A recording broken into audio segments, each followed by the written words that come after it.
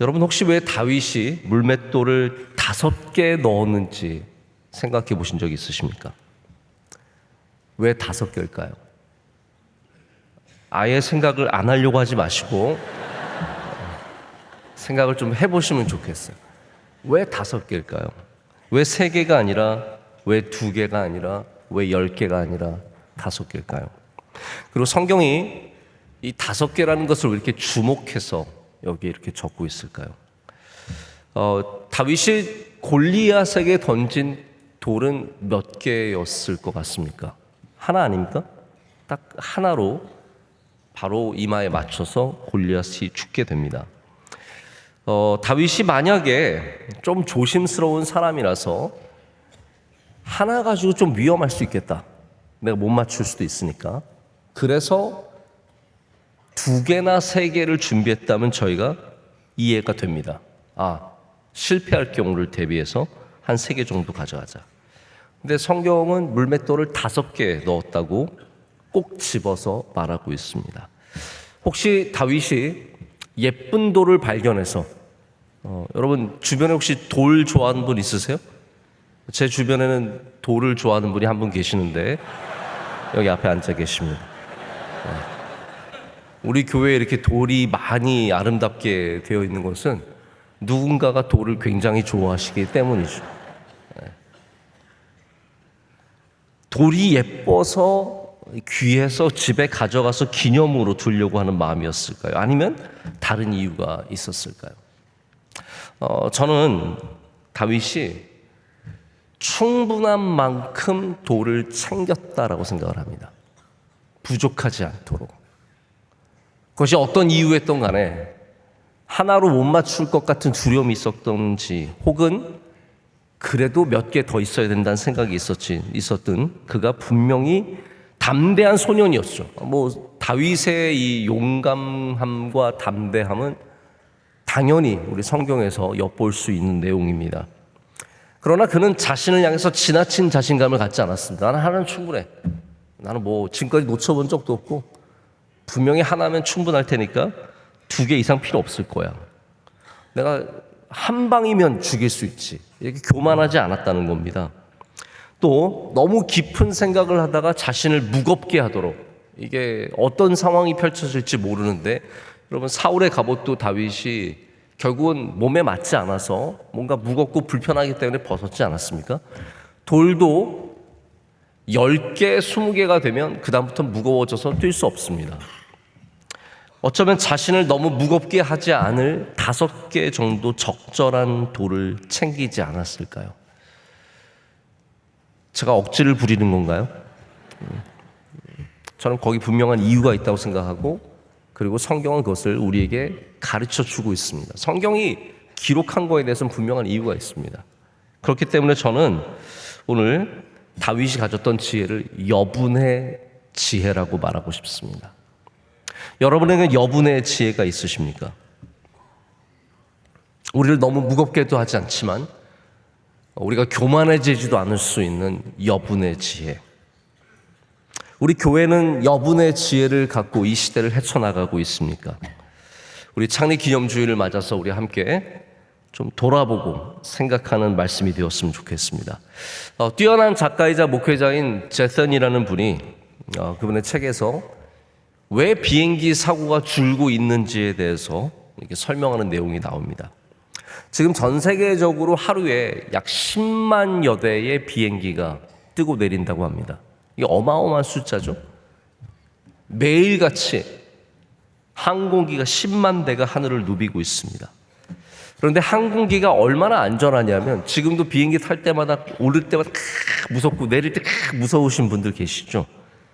어쩌면 우리 이 세상에 있는 모든 이런 교통 중에서 가장 안전한 교통이 바로 비행기라고 할 수 있습니다. 비행기로 이동을 하지 않고 차로 이동을 하면은 그만큼 거리가 늘어날수록 죽을 확률이 높아지는데 약 비행기보다 목숨을 잃을 확률이 100배가 높다고 합니다. 차가. 비행기보다 차가 100배가 높은데 오토바이로 가면 얼마나 더 높아지냐면 3000배가 더 높아진다고 합니다. 오토바이가 그만큼 많이 위험하다는 거죠. 자, 그런데 흥미로운 것은 1980년대 이후로 항공기와 비행, 승객의 숫자는 2배 이상으로 늘어났는데 연간 비행기 사고는 계속 꾸준히 줄어들고 있어서 지금 비행기는 30년 전보다 5배가 안전하다고 합니다. 자, 어떻게 그럴 수 있을까요? 이제 작가가 그걸 설명을 하는데 비행기가 안전해진 데는 여러 가지 요인이 있지만 항공업계에서 가장 중요하게 꼽는 것이 여분이라고 말합니다. 현대 항공기들의 엔진 제어 시스템, 컴퓨터와 연료 라인과 유압 시스템과 심지어 조종사까지. 여러분, 조종사가 몇 명 타죠? 관심 있게 안 보셨습니까? 2명 이상 반드시 탑니다. 다 여분입니다. 코파일럿 혼자서 못해서가 아니라 이 사람이 혹시나 문제가 생겼을 때 다른 사람이 이어받기 위해서 코파일럿이 반드시 타게 되어 있습니다. 지금은 모든 것에 예비 자원을 갖고 있고 여분을 갖고 있고 그렇기 때문에 어느 하나가 망가진다고 해서 바로 추락하지 않는다는 거예요. 2010년에 호주 항공사죠. 퀀타스에서 항공기 중에 가장 큰 비행기인 A380이라는 게 있습니다. 어마어마하게 큰 비행기죠. 근데 연료가 새기 시작하면서 폭발하고 왼쪽 보조 날개가 움직이지 않고 착륙 장치도 말을 듣지 않았는데 심각한 손상이 있었지만 비행사들이 2시간 이상을 운행을 해서 안전하게 착륙한 사건이 있었습니다. 다 바로 여분이 있었기 때문입니다. 이 글을 쓰신 제타리 목사님은 교회의 리더십도 여분의 미학을 배워야 한다, 이렇게 얘기를 합니다. 저도 굉장히 많이 도전을 받게 되었습니다. 우리가 여유를 갖고 여분을 갖는다는 것은 그냥 고상한 얘기가 아니라 생존에 대한 이야기입니다.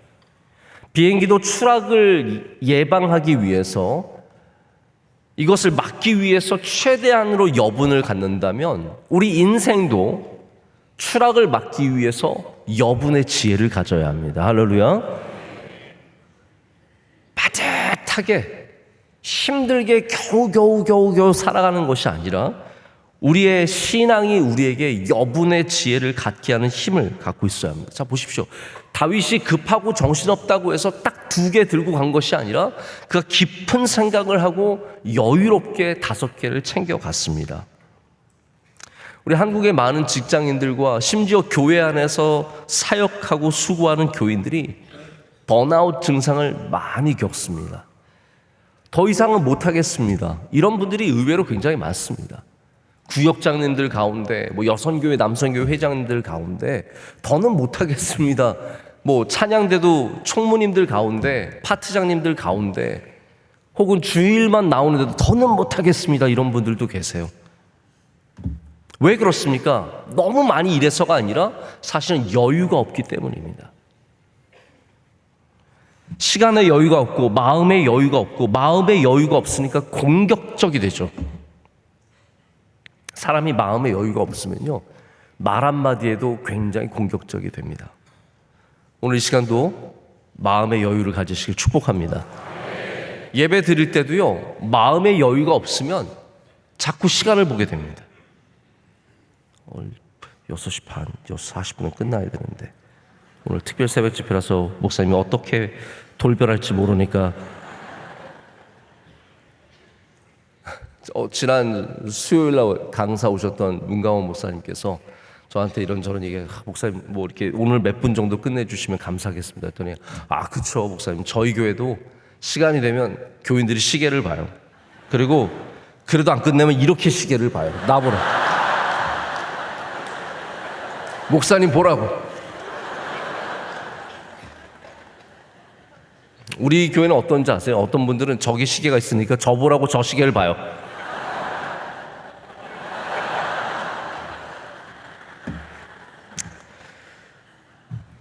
여유가 없으면요, 차를 운전할 때도 괜히 공격적이 됩니다. 옆에 사람들 다 짜증납니다. 끼어드는 거 하나를 못 봐줍니다. 당연히 하나 너무 하나가 많은데 하나 들어가는데 안 비켜줘요. 왜 그렇습니까?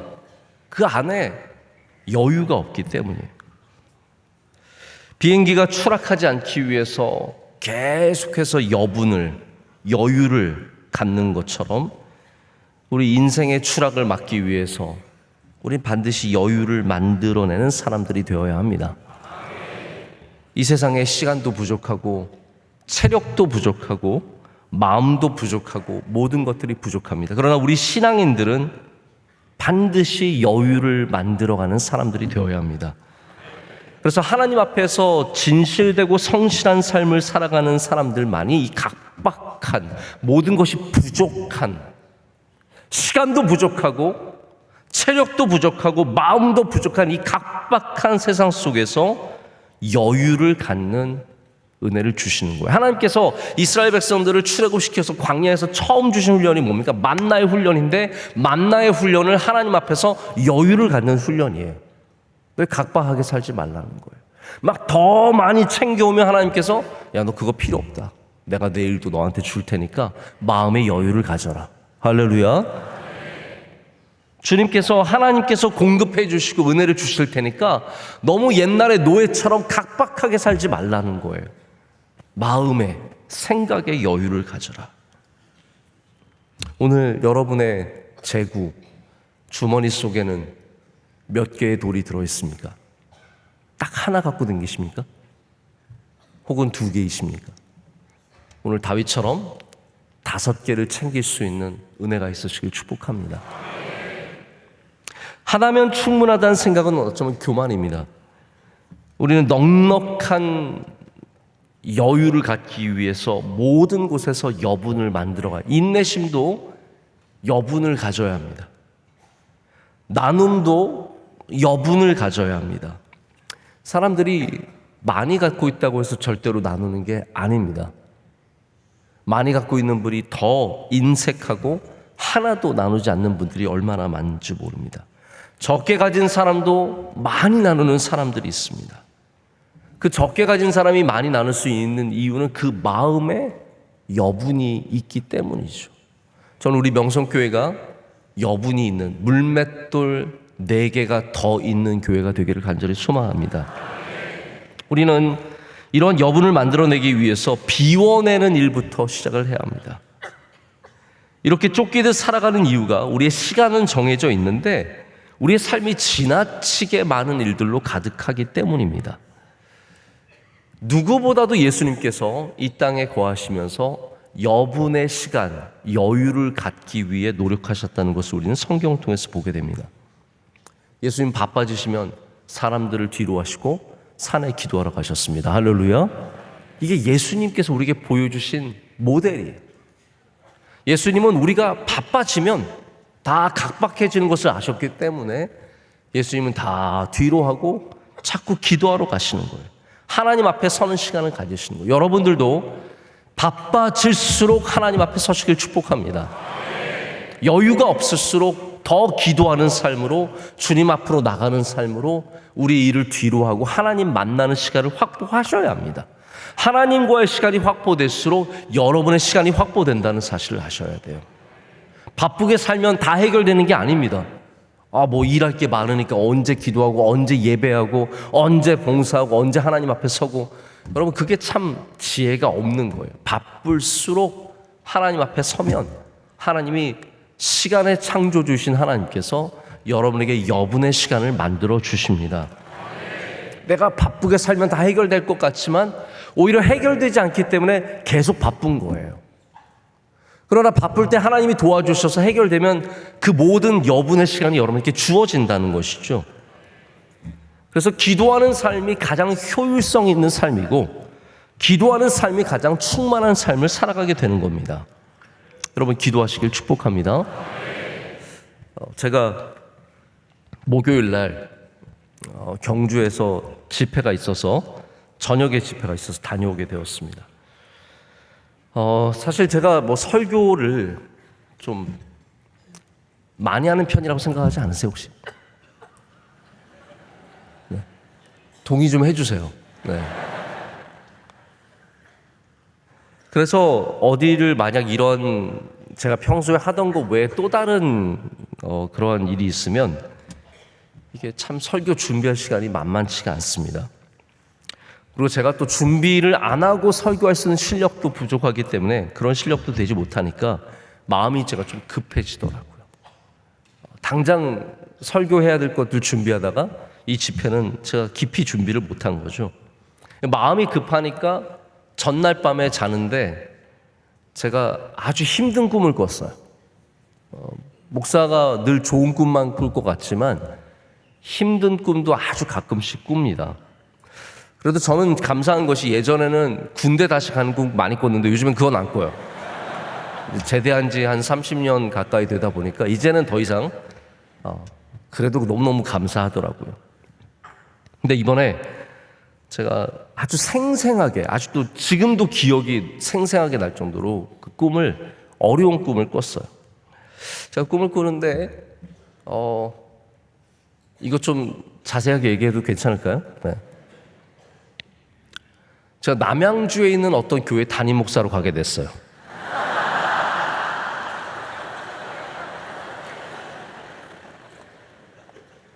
아니, 위치랑 지역도 너무 정확하게 나오는 거예요. 운전을 해서 가는데 대로가 있고 옆에 산들이 있는데 산 중턱에 교회를 안으로 파고 들어가서 아주 잘 졌어요. 그래서 가보면서 아침 일찍 가서 이제 올라가는데 우리 교회 차량부 집사님 같은 분들이 차량 안내를 하는데 다 모르는 분들이, 왜냐하면 처음 가는 교회니까. 근데 그 교회 담임 목사님이 갑자기 무슨 일로 교회를 그만두시게 되면서 제가 그 교회 담임 목사로 가게 되었는데, 그 목사님이 이제 그날 마지막 설교하시고 제가 이제 설교를 해야 되는 상황이에요. 올라가는데 막 계단에 누가 침을 막 뱉어놨어요. 그래서 올라가면서부터 제가 너무 마음이 그게 쓰여서 올라가다 보니까 물 호수가 있어서 그 침을 다 씻어내고 올라갔어요. 예배를 드리려고 딱 들어갔는데 성전의 천정이 나무로 아름답게 짜여져 있는, 그리고 예배를 드리는데 우리 명성교회처럼 이렇게 가득한 예배는 아니지만 그래도 제가 볼 때 나 여기서 목회할 수 있을까? 처음에 막 두렵다가 그래도 하나님 보내주셨으면 해야지, 이런 생각을 하면서 들어가서 예배를 드리는데, 이제 목사님이 저를, 강사를 이제 소개하면서 제가 설교할 거라고 하는데, 그때서 제가 깨달은 게 뭐였냐면 제가 반바지를 입고 있는 거예요.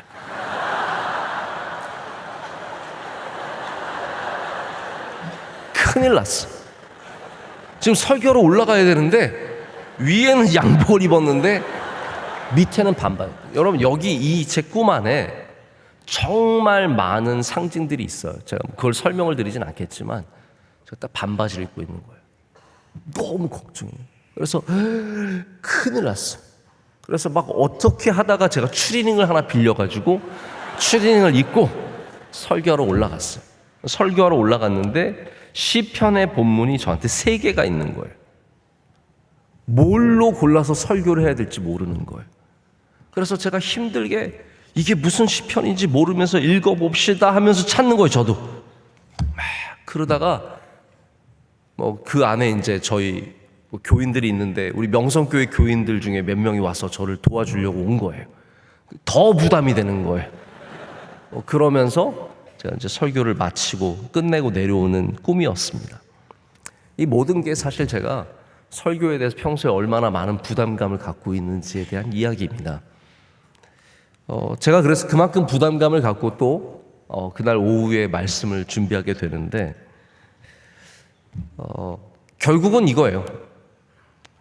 말씀 준비를 많이 해야 되는 상황 속에서 하나님께서 저를 기도로 부르시더라고요. 그날 오후에 제가 경주에 있는 카페에서 말씀을 이렇게 조용한 곳에서 혼자 준비하고 있는데, 제가 혼자 말씀 준비보다 기도하는 데 시간을 참 많이 보냈습니다. 기도하고 더 기도하고 하나님 생각하고 하나님 바라보고 또 기도하고 자꾸 의식하면서 눈을 감고 하나님 앞에 제 마음을 내려놓고 기도를 했는데, 그 가운데 하나님께서 그 급박한 상황 속에서도 마음의 여유를 주시고 설교 준비를 감사하게 잘 마칠 수 있었습니다. 여러분, 기도하면 시간이 생깁니다. 기도하면 어려운 문제를 풀어낼 수 있습니다. 기도하면 하나님께서 그만큼 우리에게 여분의 은혜를 주신다는 거죠.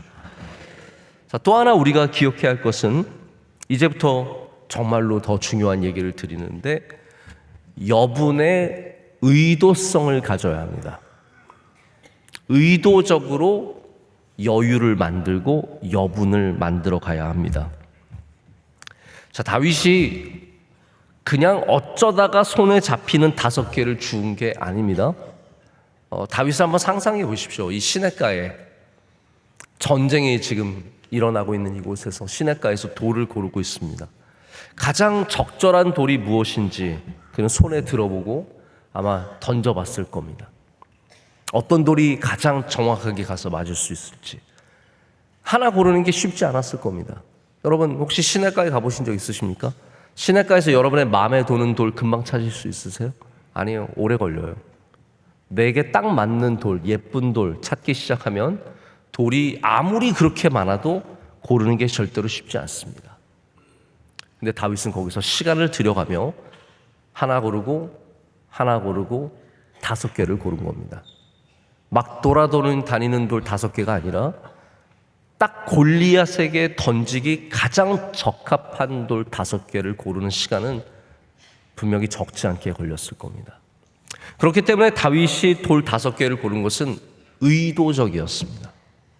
시간이 들어도 힘들어도 그가 여분의 5개를 채우기 위해서 의도적으로 했다는 거죠.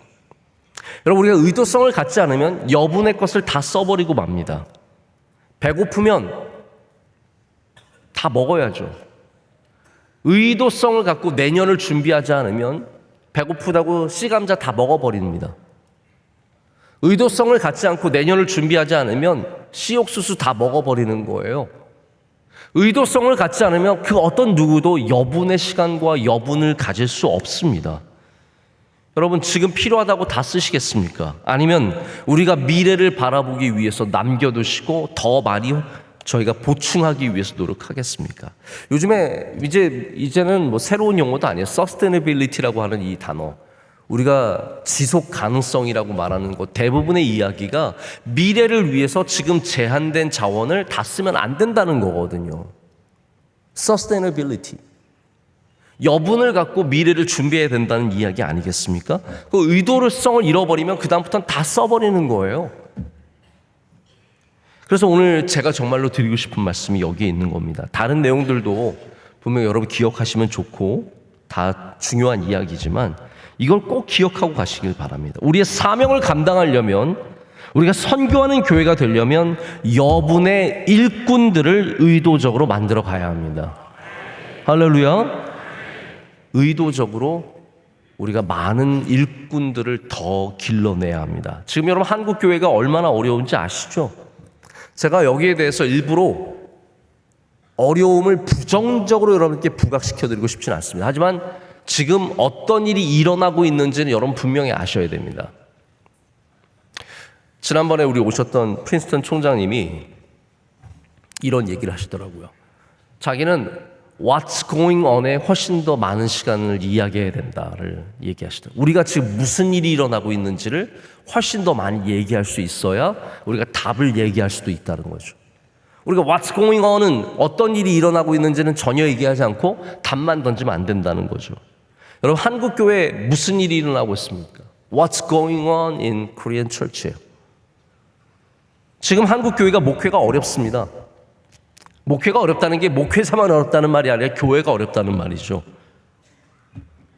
목사가 되려는 사람의 우선 숫자가 너무너무 줄고 있습니다. 제가 97년에 신대원에 들어갔는데요. 97년에 신대원에 들어갔는데 제가 들어갈 때 216명을 뽑았습니다. 그때 숫자가 확 줄어든 상황이었는데 그때 지원한 학생이 1200명이 넘었습니다. 제가 시험 볼 때 6대 1이었어요. 저 그걸 뚫고 들어간 사람입니다. 어려운 때였어요. 지금 우리 부목사님들 가운데 그때 저와 비슷한 때 그 이후에 들어오신 분들도 마찬가지예요. 재수, 3수, 4수, 5수 한 분들이 많아요. 꼭 물어보세요. 목사님은 몇 수 하셨습니까? 지금은 그 반의 반도 안 되는 숫자가 지원합니다. 반도 아니에요. 600명도 아니고 500명도 아니고 더 줄어들었어요. 그래서 제가 이렇게 우리 청년들 가운데 예전에 신대원에 들어가기 쉽지 않게 보였던 친구들이 어느새 들어가서 공부하는 것들을 볼 때가 있습니다. 지금은 지원하는 사람들이 별로 없습니다. 문제는 결과적으로 이제 지방의 전도사님들을 못 구해요. 전도사님들이 요즘 얼마나 구하기 힘든지 아십니까? 전도사님들이 없어요.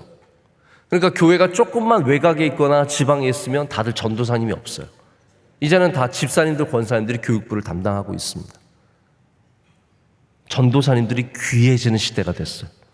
여러분, 우리 교회에 계신 교육전사님들 얼마나 소중한 분들인지 몰라요. 많았으면 별로 안 소중했을 텐데 없어져서 너무너무 소중한 분들이 더욱더 되어가고 있습니다. 전도사님만 부족한 게 아닙니다. 이제 당장 보낼 선교사님들이 없어요. 은퇴하시는 선교사님들이 후임 선교사를 찾는데 없어요. 갈 사람이 없어요. 그래서 현지인들을 결국 길러내서 그 자리를 맡겨주고 이제는 어렵고 힘든 곳은 가려고 그러지도 않아요. 다들 뭔가 자녀들 교육이 잘 되는 곳, 영어할 수 있는 곳, 뭔가 쉽게 왔다 갔다 할 수 있는 곳, 이런 거 찾아가지 멀고 힘든 곳은 점점 안 갑니다. 남미, 옛날에 한참 남미 많이 가셨는데 지금 남미 아무도 안 가려고 그래요. 누가 남미를 가려고 합니까?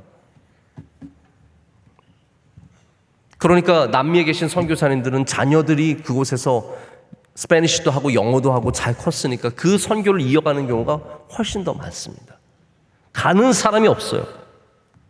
지방의 목회자들이 안 가려고 합니다. 요즘에 저희 이제 성소병원도 의사 구하기가 힘들어가지고 너무너무 힘들어요. 안동 안 오려고 그래요.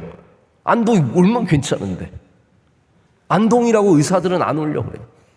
오는 의사들은 돈을 훨씬 더 달라 그래요. 내가 이렇게 힘들게 여기까지 오는데 돈을 더 많이 내놔라. 이게 교회도 그렇게 되는 겁니다. 지방이면 안 가려고 그러는 거죠. 제가 왜 이렇게 팩트를 여러분께 말씀을 드리고 있습니까? 우리가 일꾼을 계속 만들어 가야 합니다. 여분의 일꾼을 만들어야 절대로 한국 교회가 추락하지 않습니다. 지금 우리 교육부에서는 여분의 일꾼을 길러내고 있습니까? 아니면 겨우겨우 맞춰서 가고 있습니까? 우리 찬양대는 굉장히 많은 것 같죠. 그러면 찬양대만 많으면 우리 교회는 괜찮은 교회입니까? 연료만 많으면 그냥 다 괜찮은 겁니까? 아닙니다. 모든 곳에 여분이 있어야 하고, 할렐루야. 모든 기능이 잘 돌아가야 이 비행기가 추락하지 않는 것이죠. 여선교회와 남선교회는 일꾼을 계속해서 길러내고 있습니까? 아니면 서로 견제하고 여분의 싹을 죽이고 있습니까? 이건 어떤 부서만의 문제가 아니라 우리의 문제이며 지금부터 의도성을 갖고 반드시 길러내야 합니다. 다윗의 4개의 엑스트라 물맷돌을 갖는 일을 지금부터 우리가 시작해야 선교를 감당할 수 있다는 거예요. 저는 우리 명성교회가 50년 뒤에도 선교하는 교회가 되기를 간절히 소망합니다. 그러려면 우리는 여러 분야에 계속해서 여분의 지혜를 가져야 하고 여분의 신앙을 가져야 합니다. 말씀을 맺습니다. 좋으시죠? 네. 예수님께서 12명의 제자를 키우신 이유가 무엇일까요?